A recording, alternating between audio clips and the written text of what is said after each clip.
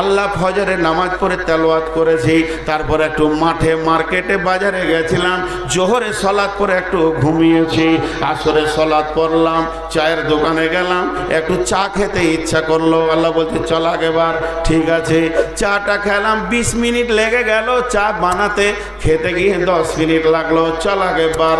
এরপরে ওখানে দোকানে বসে বসে আড্ডা দিলাম।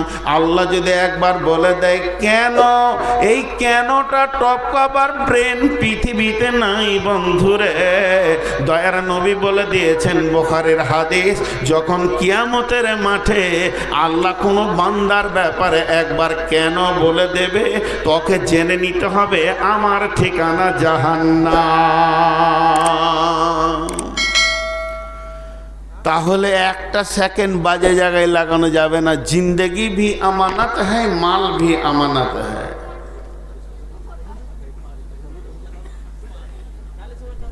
আরে ভাই, জালসার মঞ্চে জালসা হচ্ছে না, নাটকের মঞ্চে জালসা হচ্ছে, দুরুম দারুম দুরুম দারুম লেগেই আছে পিছে তোদের। আমি যতক্ষণ জালসা করব 1 কাপ চা নিয়ে আসবি না এখানে, আমি নিজে খাবো না, কাউকে খেতেও দিব না। এখানে 12 জন চা খাবে, আর যারা টাকা দিচ্ছে ওরাই খেতে পাবে না। যে এলো চষে সে রয়েছে বসে, লাড়া কাটাকে ভাত দে থেসে থেসে।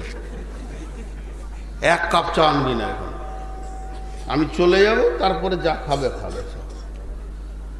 জি ভাই, আমি আপনাদেরকে গোছিয়ে কত দূর নিয়ে আসলাম।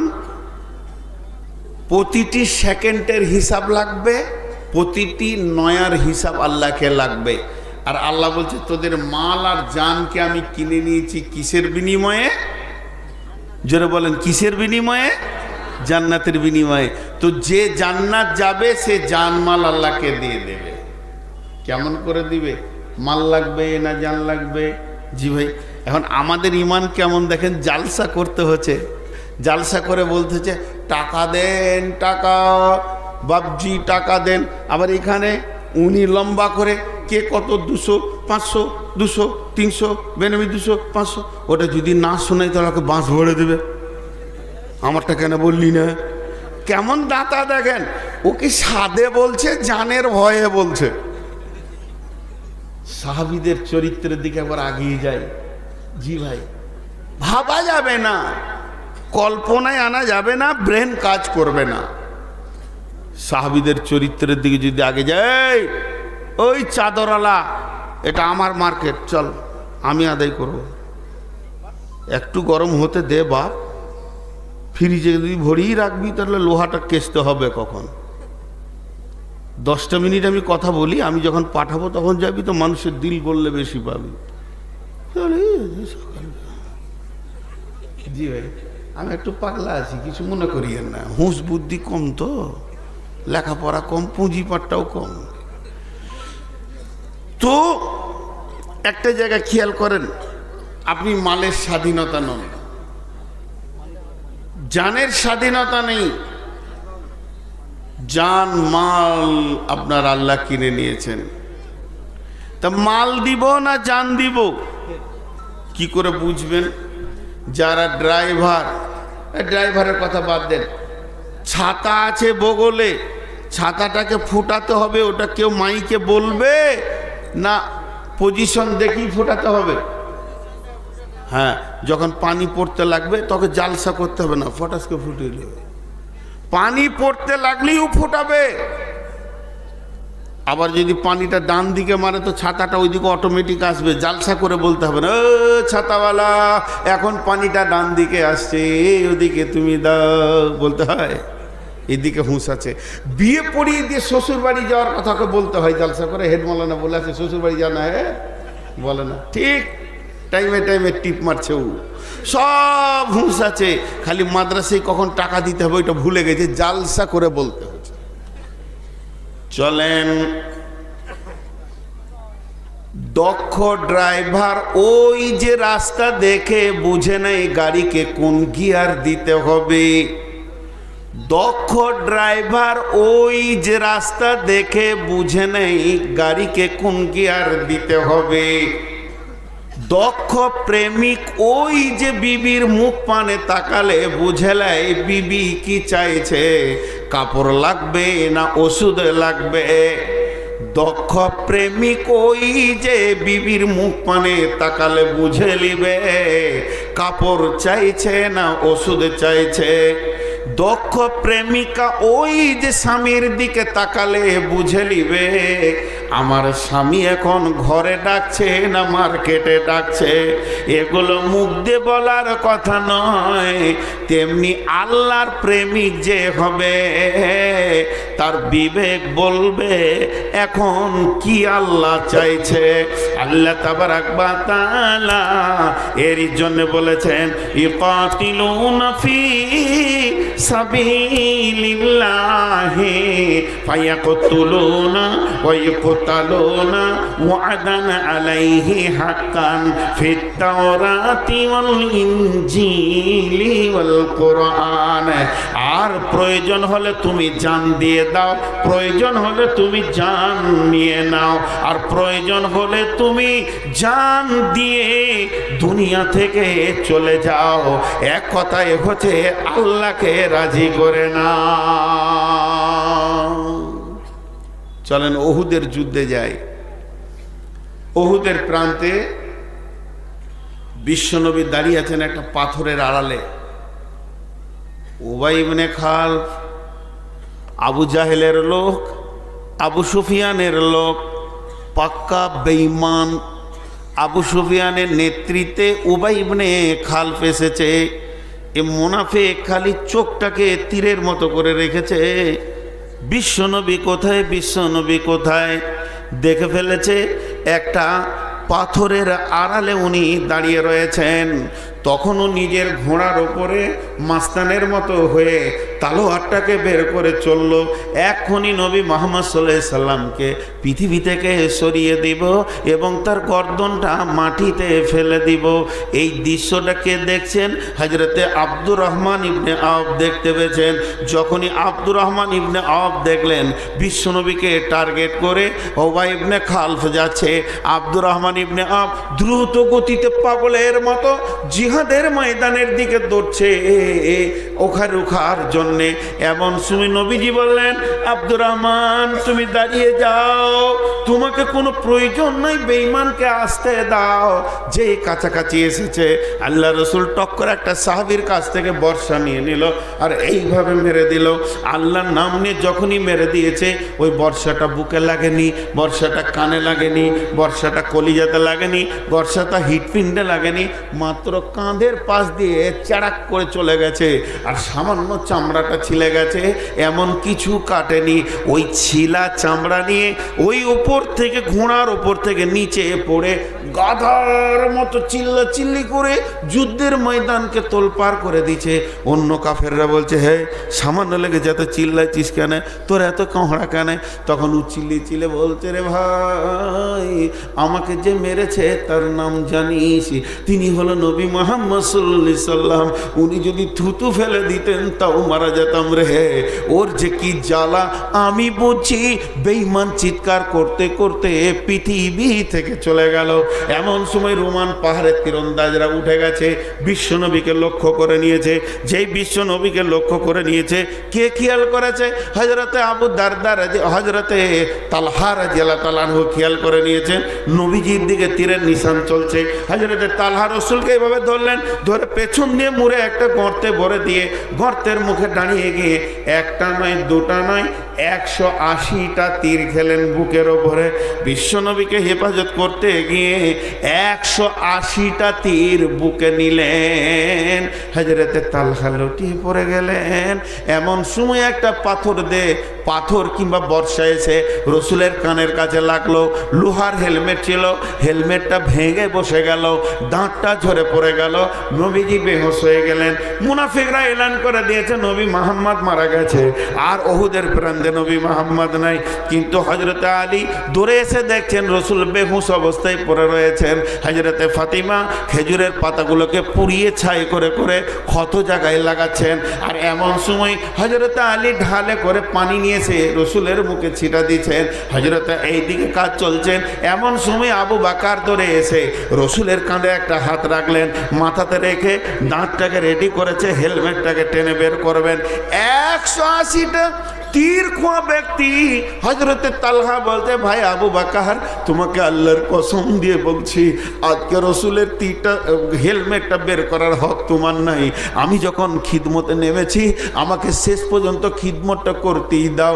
বিশ্বনবী আবু বকরের মুখটা সরিয়ে দিলেন। হযরতে তালহা ওই অবস্থায় ছেঁচড়ে ছেঁচড়ে এসে রসুলের হেলমেটটাকে টেনে বের করলেন। বন্ধুরা আমার, তারা জানতো এখন দিন কি চাইছে, আল্লাহ কি চাইছে, আমার বডিটা চাইছে না আমার টাকা চাইছে না আমার মাল চাইছে। এই অবস্থায় যখন তীরটা দুটি হুককে বের করলেন, তালহা লটিয়ে পড়ে গেলেন। সেই অবস্থায় তিনি মরেননি। বেশ কিছুদিন পর হযরতে তালহা যখন পৃথিবী থেকে বিদায় নিলেন, আল্লাহর নবী তালহার জানাজা পড়লেন এবং আল্লাহর নবী তার দাফনের কাজে ছিলেন। আর তালহা যখন দাফন হয়ে গেল, সমস্ত কাজ শেষ হয়ে গেল, ফিরার পালা পড়েছে। বিশ্বনবী আল্লাহকে কি বলছে দেখেন। বিশ্বনবী বলছেন, আল্লাহ,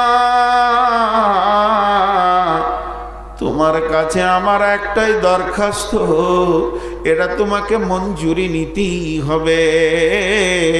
এ দরখাস্ত অন্য কেউ করছে না, তোমার হাবিব করছে, তোমার আখিরি পয়গম্বর করছে। এ আল্লাহ,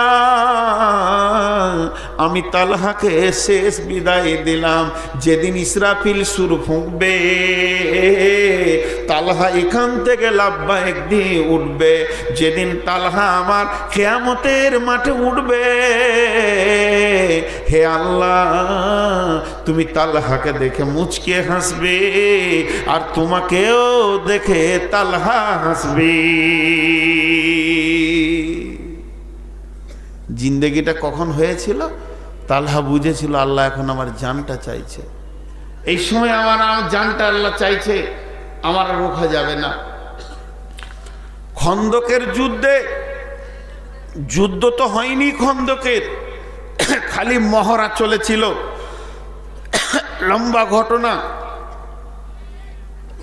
বিশ্বনবী তাঁবুতে আছেন, এমন সময় ঝড় আর হাওয়া চলছে। বিশ্বনবী তাঁবুর পাশে বসে আছেন, আর হযরতে সাদ বিন আক্কাস রাদিয়াল্লাহু তাআলা আনহু এতগুলো তালোয়ারকে একসঙ্গে বেঁধে নিয়ে গিয়ে আঁধারে তাঁবুর কোণে নামাচ্ছে। ছড়াক করে শব্দ উঠল। নবীজি বলছেন, কে গো, সাদ নাকি? সাদ উত্তরে বলছেন, এ রাসূলুল্লাহ, হ্যাঁ সাদ বিন আক্কাস। বলে, এত রাতে কেন তুমি এলে? তোমার কাছে কি? বলছে, রাসূলুল্লাহ, এগুলো হলো তালোয়ার। আর আমি এত রাতে কেন এলাম শুনেলেন? আমি সাদের লাখো প্রাণ থেকে একটা আখেরি নবীর প্রাণের মূল্য অনেক বেশি। নবীজি গো, আমি এখানে এসেছি আপনার সিকিউরিটি দিতে। সারা রাত আমি আপনাকে সিকিউরিটি দিব।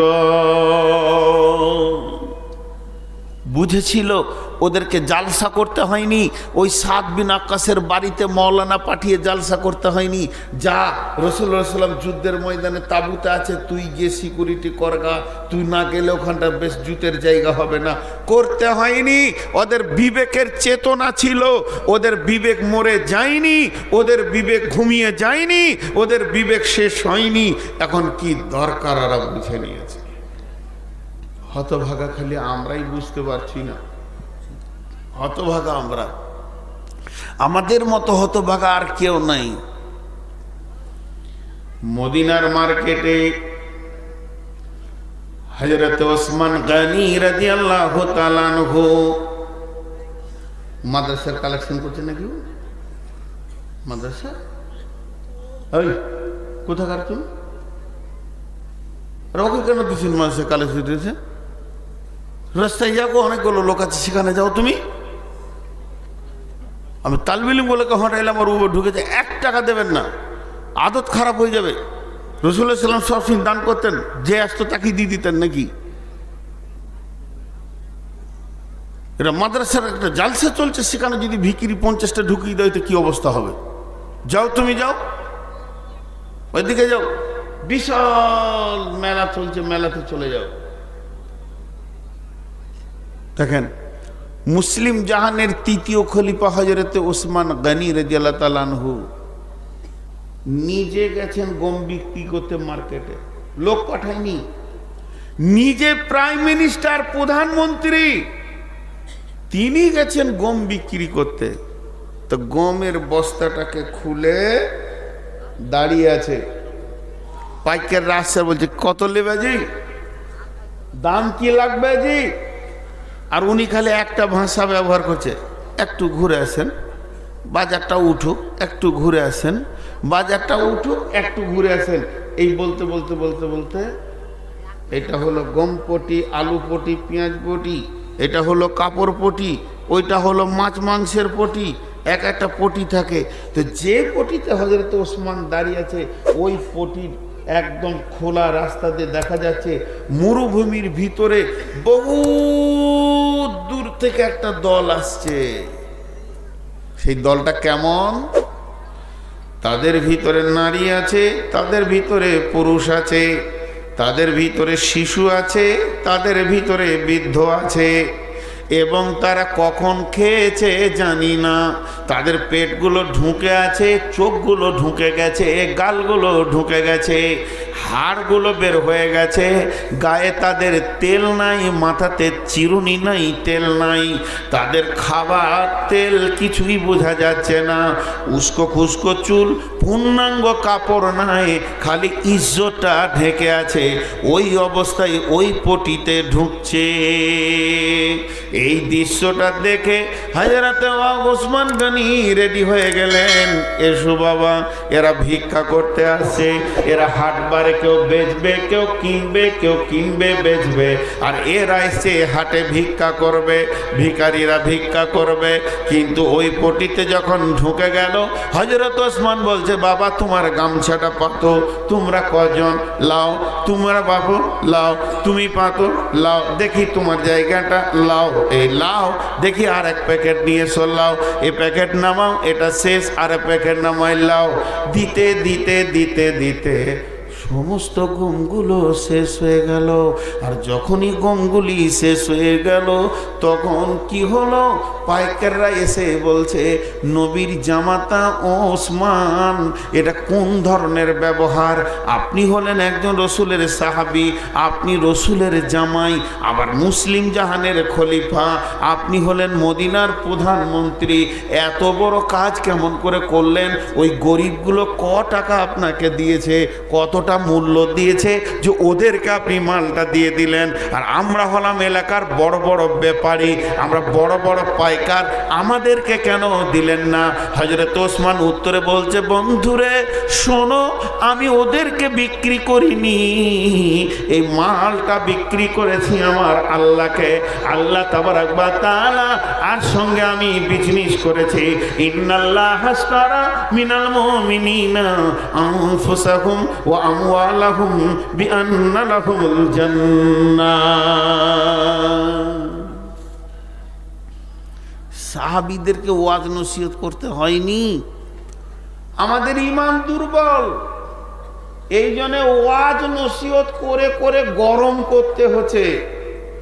মাঝে এই বিষয়ের ওপরেই 2 মিনিট একটা আলাদা কথা বলে নিচ্ছি। সেটা কি? বিষয় একই। আপনাদের এই আমতলা এলাকায় কলমে লেখালেখি আছে? আছে? বেটিদেরকে ফাঁকি দিয়ে বেটাকে লিখে দিলে জমি জায়গা আছে? বড় বেটাকে ফাঁকি দিয়ে ছোটকাকে মেরে দিলে ঘরটা আছে? জি, আল্লাহ তাবারাক ওয়া তাআলা বলছেন, তোর তো মাল লয়, তুই লিখবি কি করে? কার কতটা মাল, আমি যে ফারাইজটা তোকে দিয়েছি কোরআনে, এইটাকে তোকে ফলো করে চলতে হবে।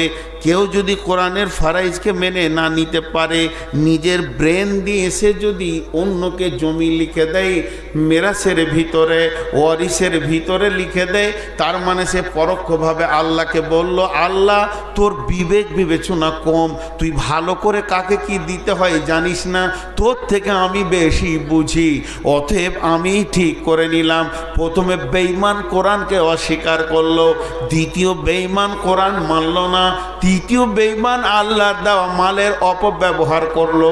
আর বিশ্বনবী বলছেন, ওয়ান আনাসিন রাদিয়াল্লাহু তাআলা আনহু ক্বালা রাসূলুল্লাহ সাল্লাল্লাহু আলাইহি ওয়াসাল্লাম, মান কাতা মিরাসা ওয়ারিসিহি কাতা আল্লাহু মিরাসাহু ইয়াউমাল কিয়ামাতি ফিল জান্নাহ।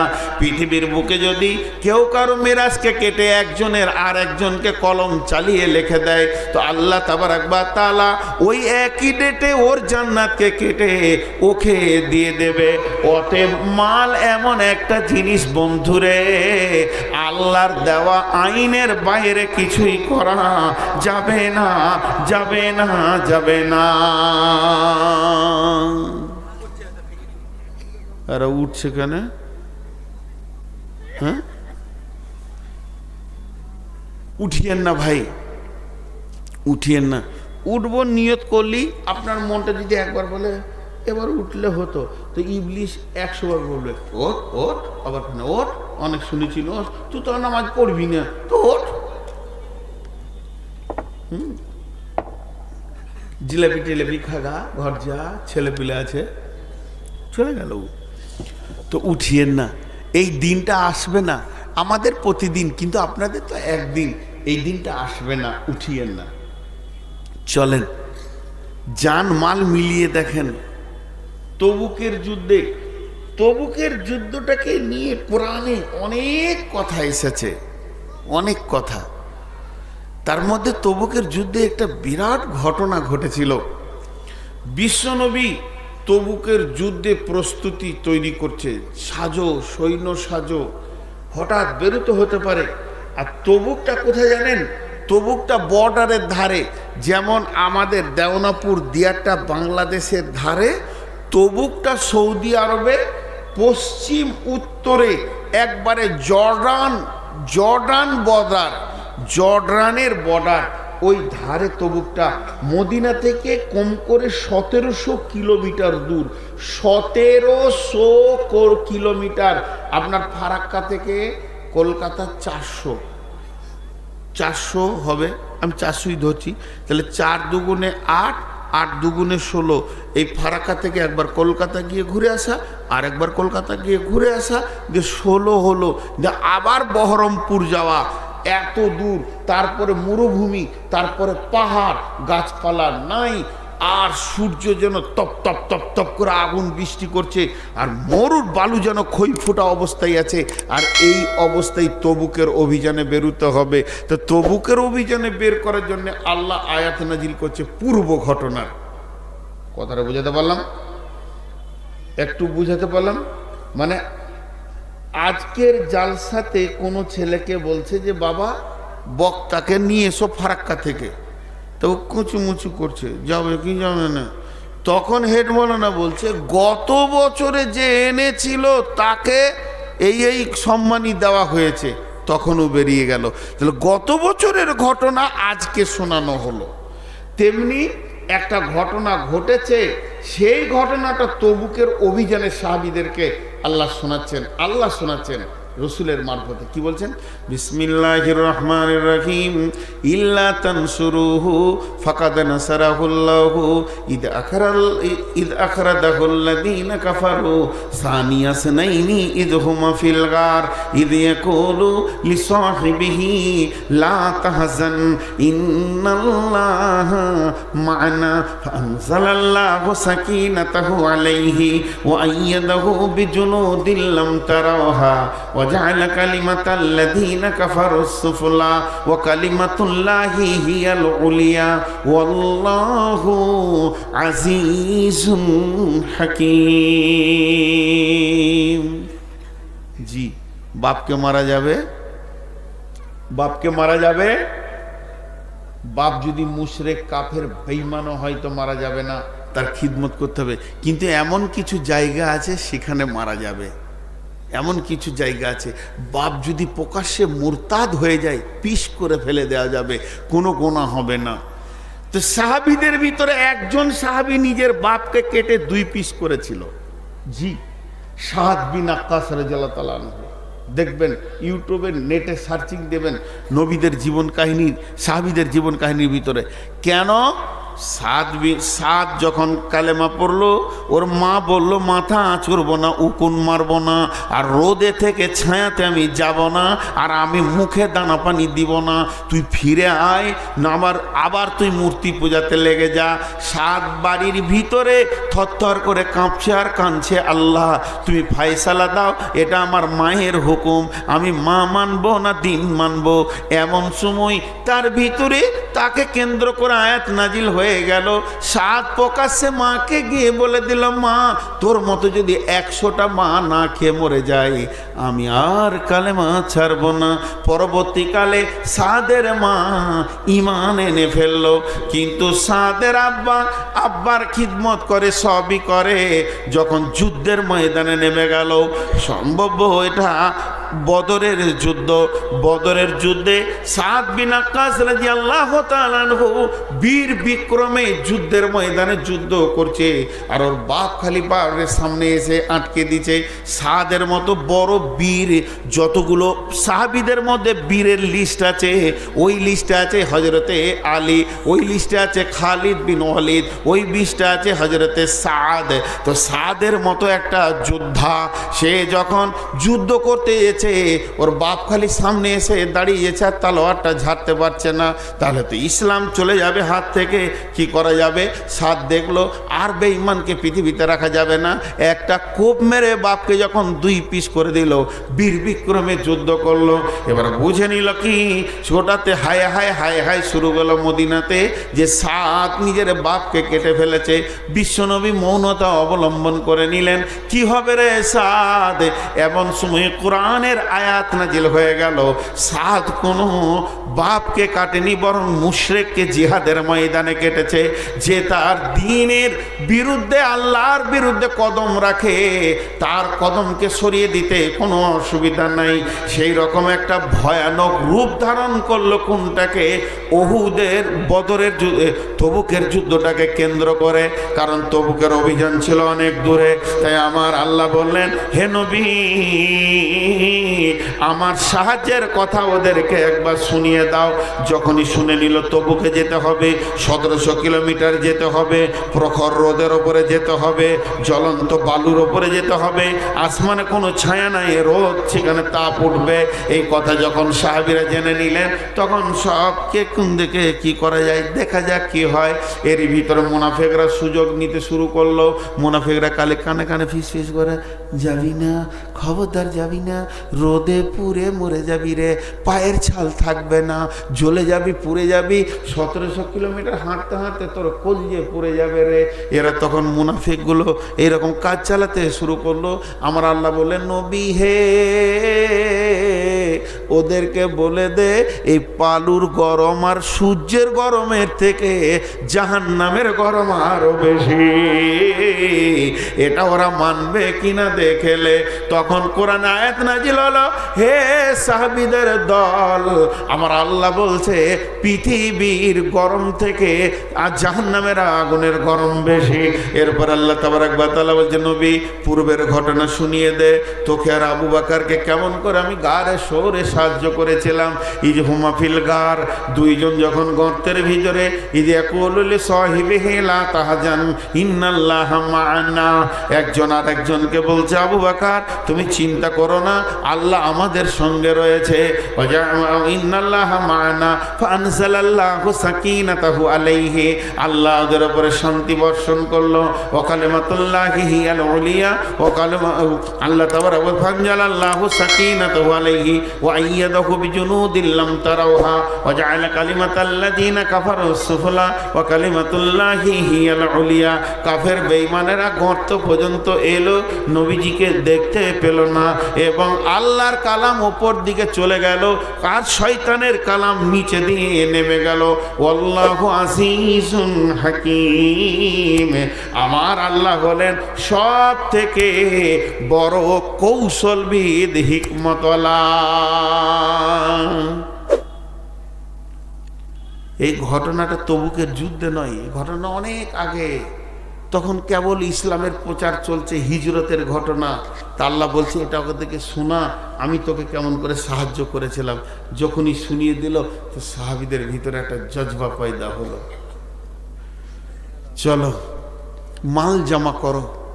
উঠবেন না কেউ, আমি কালেকশন করিনি। সাহাবীদের এলান করে দিলাম, মদিনার আনসার মুহাজিরেরা নিজের নিজের মাল মসজিদে নববীতে জমা করো। এরা ভাবছে কালেকশন করছে, পালিয়ে যায়। আল্লাহ সহি সালামতে ঘরে পৌঁছিয়ে দাও, রাস্তায় যেন হটকে না পড়ে যায়। আল্লাহ, ওরা ভাবছে আমি কিন্তু এখনো যুদ্ধের কথাই বলছি। তা হযরত বেলাল এলান করে দিল মসজিদে চেপে, ও মদিনার আনসার মুহাজিরেরা, তবুকের অভিযানে যেতে হবে, মাল জমা করো।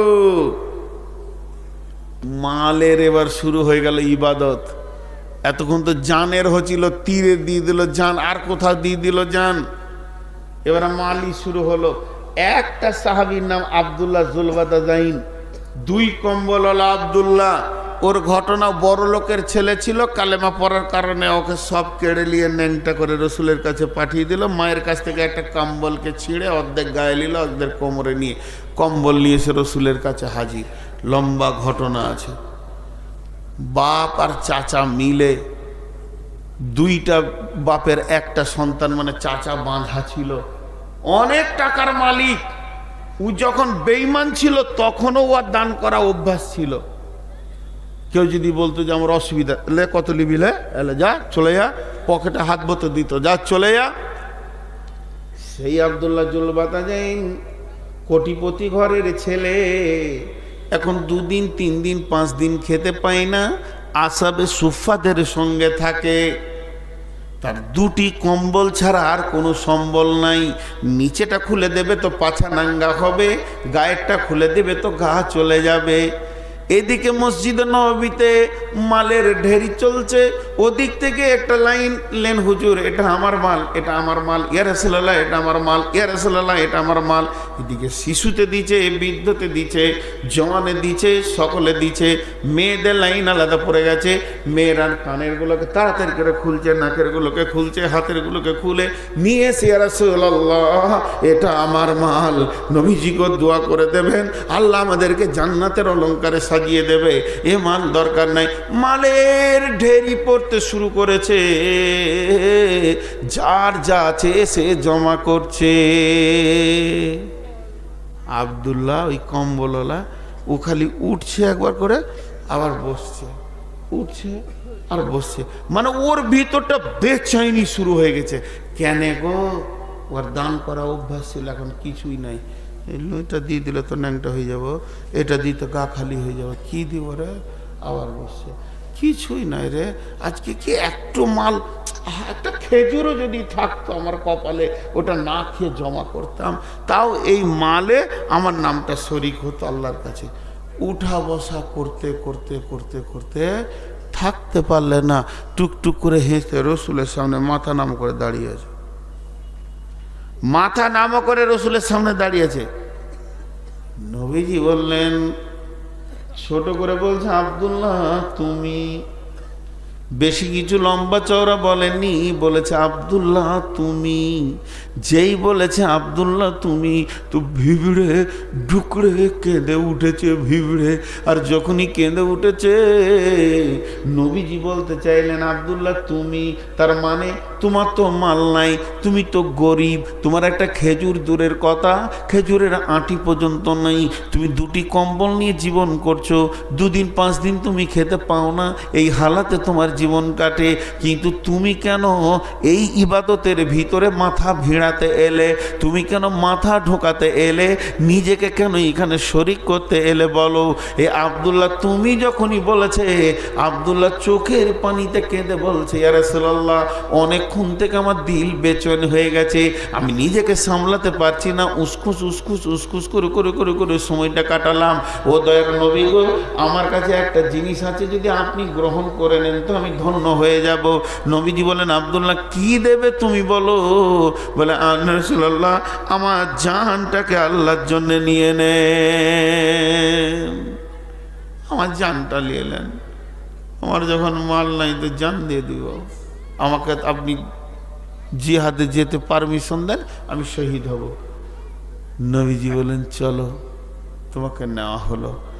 জিহাদে যাই নেওয়া হলো বলেছে, তো খুশিতে মনে হচ্ছে ওর ঈদ হয়ে গেল, হাসছেও, আমি জিহাদে যাব রে। তো ওইটা মুতার যুদ্ধ ছিল, তো মুতার যুদ্ধে খোলা আকাশে বেশ কিছুদিন ছিলেন, থাকার কারণে ও জ্বর হয়ে গেল, এমন জ্বর হলো আর বেঁচে উঠলো না, মারা গেল। বিশ্বনবী জানাজা পড়ালেন। বিশ্বনবী জানাজা পড়ানোর পর রাত্রিতে লাশটা কবরে রাখা হচ্ছে, এমন সময় লাশ নিয়ে সবাই কবরের দিকে যাচ্ছে, আর হজরতে বেলালের হাতে লাঠি, লাঠির ওপর একটা কাপড় দিয়ে চর্বি টর্বি দিয়ে আগুন জ্বালিয়ে দিয়েছে, ওটার নাম হচ্ছে মশাল। মশাল জেলে ও সমস্ত মুসল্লিদেরকে রাস্তা দেখাচ্ছে। এমন সময় কবরের থেকে একটা শব্দ আসছে, তোমরা তোমাদের ভাইকে ধীরে ধীরে নিয়ে এসো। হজরতে বেলাল বলছে, গলার শব্দটা চিনা চিনা লাগছে। আমি মজলিসকে ফেড়ে ভিতরে গিয়ে দেখলাম ওটা অন্য কেউ নয়, আল্লাহর নবী কবরে নেমেছেন লাশটাকে নেওয়ার জন্যে। বিশ্বনবী এইভাবে বললে, তোমাদের ভাইকে আমার কোলে তুলে দাও। আর নবীজি এইভাবে নিলেন। কেউ বলছে কবরে রাখা দাফনের পর, কেউ বলছে না হাতটাকে আসমানের দিকে করে দিলেন। নবীজির ক্ষমতা 360টা পুরুষের ক্ষমতা ছিল ওনার শরীরে। এইভাবে হাতটাকে তুলে লাশটাকে তুলে বলছে, আল্লাহ আজকে এই আব্দুল্লাহ জুলবাতাজাইন আমার কাছে ছিল, আজকে আমি আব্দুল্লাহ জুলবাতাজাইনকে আপনার কাছে জিম্মায় দিয়ে দিলাম, আমার জিম্মায় ছিল আপনার জিম্মায় দিয়ে দিলাম। ও দয়াল মাবুদ গো, আমি তোমার হাবিব একটা ছোট দরখাস্ত করছি, আমার দরখাস্তটা মঞ্জুরি করে নিও। আজকে রাত্রিতে এই পর্যন্ত এই সেকেন্ডে আমি আব্দুল্লাহর উপরে রাজি ছিলাম, তুমিও রাজি হয়ে যাও। এই জীবনগুলো কি? এই জীবনগুলোর মূল্য কি? জি, আমরা আজকে ইসলামও বুঝি না, আমার জানটা কোথায় লাগাবো এটাও বুঝি না, আর আমার মালটা কোথায় লাগাবো এটাও বুঝি না।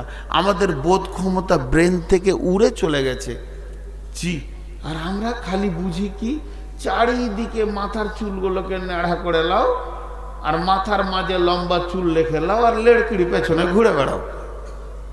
3টে জেনে রয়েছে, কিন্তু আমরা নিজেদেরকে শরীয়তের আবদ্ধতায় আনতে পারছি না।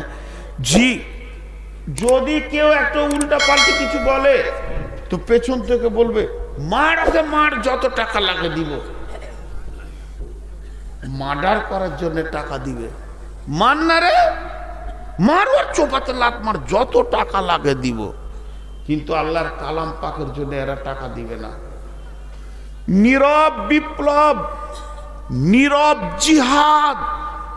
জি, নীরব জিহাদ।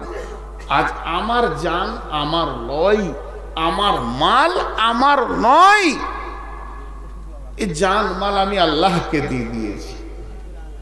জি ভাই, অতএব আমি আপনাদের সামনে অনেক কথা বললাম, দীর্ঘ 1.5 ঘন্টা হয়ে গেল, 1.5 ঘন্টা হয়ে গেল। তো আমি বায়ান ছাড়িনি, আমি আপনাদের সামনে ছোট ছোট কয়েকটি ঘটনা বললাম। আর একটা ঘটনা আপনাদের সামনে তুলে ধরি, এখান থেকে আপনাদের চেতনার দরজাটা যদি একটু খুলে চলে যাবেন না আল্লাহর গোলাম রসুলের উম্মত। একটা যুবক আসলেন, এসে রসুলকে বলছেন, ইয়া রাসূলুল্লাহ আমি কয়েকদিন ছেলে মেয়ে নিয়ে ফ্যামিলিতে খেতে পাইনি, কিছু আছে তো দেন। নবীজি বলছেন বাইতুল মালে কিছু নাই, সোনা যা ছিল সব শেষ। ইয়া রাসূলুল্লাহ, আমি অনেক ক্ষুধার্ত আছি, উঠিয়েন না ভাই, উঠিয়েন না। নবীজি বলেন এক কাজ করো, তুমি আমার জামাই ওসমানের বাড়িতে যাও। যখন ওসমানের বাড়িতে ওই ব্যক্তিটা গেল, এবার দরজায় ধাক্কা দিবে, কলিং বাজাবে, আর ওসমান বেরিয়ে আসবে। যেই দরজায় ধাক্কা দিতে গেছে, এমন ভিতর থেকে একটা সাউন্ড আসছে। সাউন্ডটা কি? হযরত ওসমান তার বিবিকে বকছে, আর বিবিটাকে জানা মানা আপনার আমার ঘরের মেয়ে নয়, রসুলের বেটি উম্মে কুলসুম, রসুলের মেয়ে উম্মে কুলসুম, রসুলের কলিজার টুকরা উম্মে কুলসুম, একে বকছে কে না রসুলের জামাতা ওসমান। কি বলছে?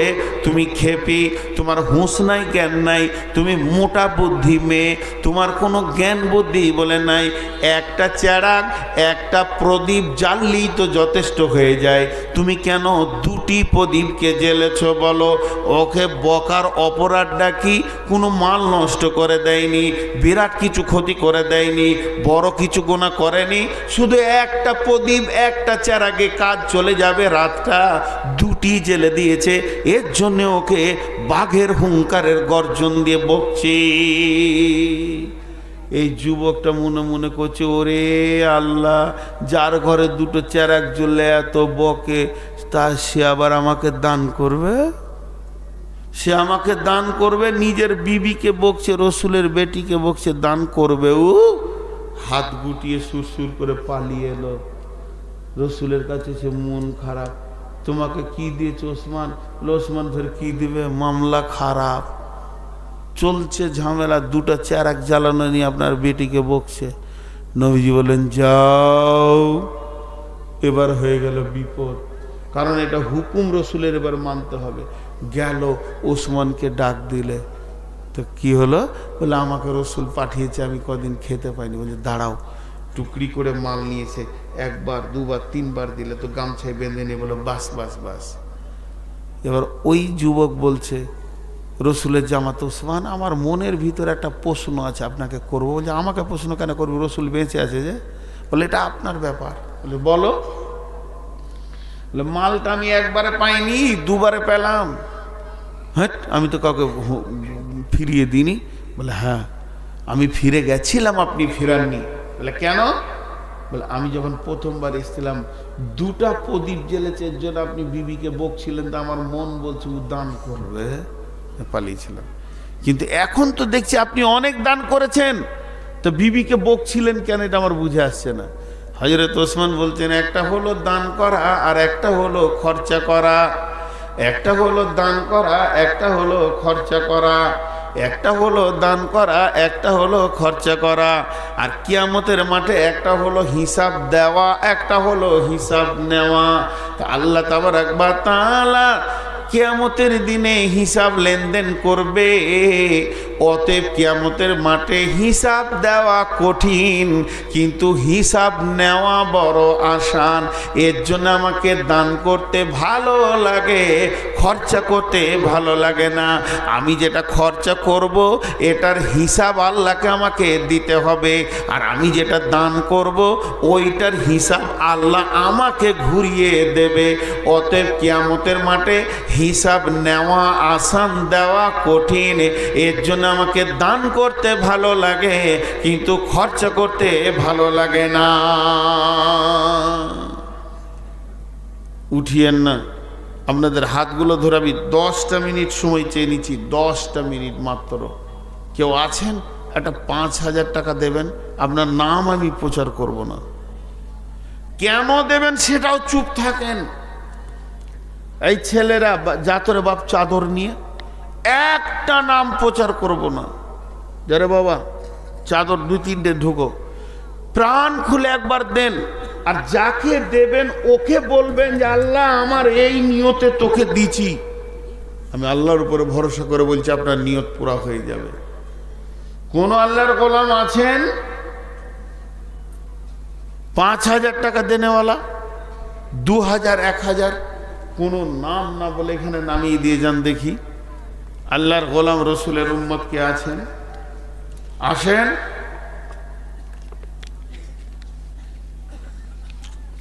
আল্লাহর গোলাম রসুলের উম্মত, আল্লাহর ওয়াস্তে দেন।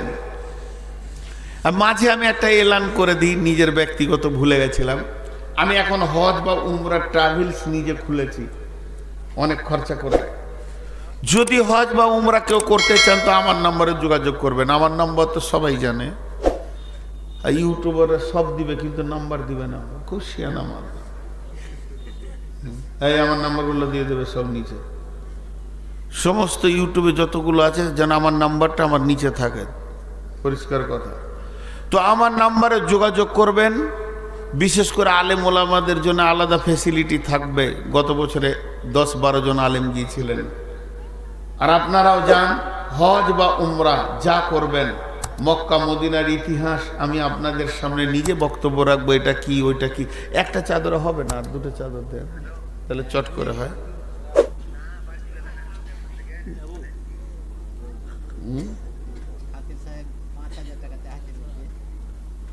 না আসতে বলুন। কে? সাবিক সাহেব তো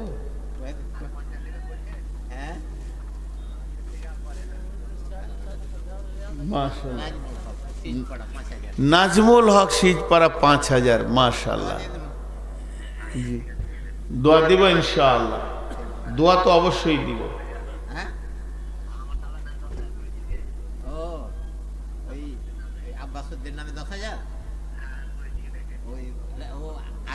আগে করেছে। আর কেউ আছেন এখানে 5000 দেনেওয়ালা? আপনাদের বক্তা নিয়ে বক্তা নিয়ে আসে। আমি 10-এ ছেড়ে দিয়েছি, শরীর চলছে না আজকে, ডবল হয়ে মাথা ঘুরছে। না না পারবো না, শরীরটা কাঁপছে। জি, আর কেউ আছেন আল্লাহর গোলাম? করে দিলাম 5000। হ্যাঁ ঠিক আছে, জাযাকাল্লাহ।